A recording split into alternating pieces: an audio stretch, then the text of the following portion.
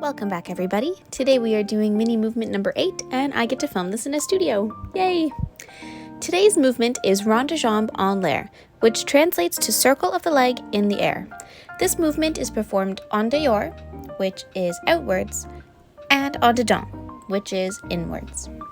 This is another one of those movements similar to frappe and petit battement, where we are trying to sustain stillness in the thigh and isolate movement to the lower leg. To feel this sensation, you could try resting the thigh on a surface, like a ballet bar, and rock the lower leg back and forth, or in circles, like this. We know that ROND de jambe à terre is a circular motion of the leg from the hip that can move outwards or inwards. For this version, as the name would suggest, we have to bring the leg into the air. The most common path is through a slow lift of the leg à la seconde from a tendu. Lift the leg to about 45 degrees from the standing leg to begin. Making sure all your turnout and standing muscles are fully engaged, the knee should hinge so that the toe moves towards the knee, and it should return back to the same height and same turned out position. If you feel any pinching happening in the hip, you could also try this movement to the calf instead to begin.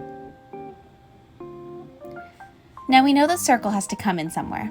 The toe doesn't move directly to the knee. It follows a gently arched path. I'm over-exaggerating here, but the toes curve forwards and then in, and then straight out from the knee for an en dedans movement. For en dehors, it is reversed, straight into the knee, then curved forwards.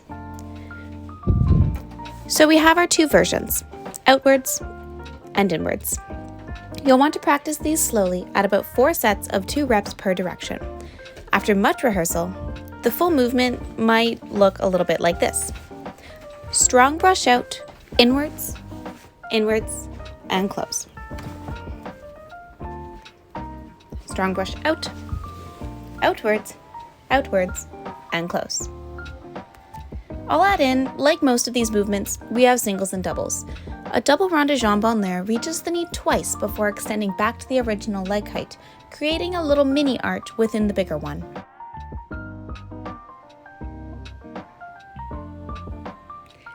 Alright, so if you're trying this and it's making your hips feel like they're snapping apart, you're probably not using all the muscles available to you.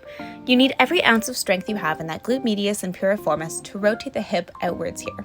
Otherwise, the dreaded hip flexor will pinch. If you're overactivating it, you'll be able to tell by placing your hand at the top of your hip and performing the movement. If it feels like there's a rope in your leg, it's too active. I hope you learned something. See you later.